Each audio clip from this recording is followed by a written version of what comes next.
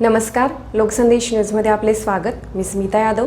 पाहूयात काही विशेष घडामोडी। दिनांक 27 जानेवारी 2024 मराठा आरक्षण मिळावला पाहिजे ही भारतीय जनता पार्टीची प्रामाणिक इच्छा होती।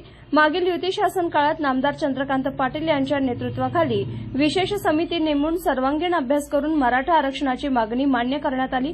तथापि उपमुख्यमंत्री एकनाथ शिंदे, उपमुख्यमंत्री देवेंद्र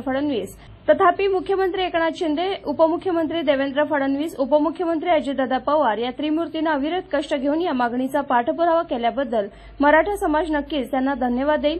ठाकरे राजवटीत हा विषय मागे पडला होता, पण मनोज जरांगे पाटील यांनी या विषयावर सर्व महाराष्ट्रात रान उठवलं आणि आज त्याची यशस्वी सांगता केली। याबद्दल मनोज जरांगे पाटील यांचं मनापासून अभिनंदन। मराठा आरक्षण आंदोलनामध्ये अनेक तरुणांचा मृत्यू झाला, काहींनी आत्महत्या केल्या।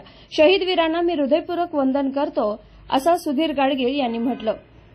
मराठा आरक्षणाची मागणी मान्य झाल्याबद्दल आमदार गाडगीळ कार्यालयासमोर कार्यकर्त्यांनी फटाके फोडून पेढे आणि साखर वाटप करून जल्लोष केला। यावेळी सांगली शहर जिल्हाध्यक्ष प्रकाश ढंग, महिला मोर्चा अध्यक्ष गीतांजली ढोपे पाटील, माजी नगरसेवक युवराज बावडेकर, पांडुरंग कोरे, बाळासाहेब पाटील, विश्वजित पाटील, शहाजी भोसले, विनायक शिंदे, किरण भोसले, चेतन माडगुळकर, दरिबा बंडगर, जयवंत पाटील, रवींद्र ढगे, रवींद्र सदामते, सुभाष गडदे, गणेश चौगुले, निलेश निकम, राजू आवटी, मोहन वाटवे, अभिजित लाड, अनिकेत खिलारे, प्रथमेश वैद्य इत्यादी भाजप पदाधिकारी आणि कार्यकर्ते उपस्थित होते।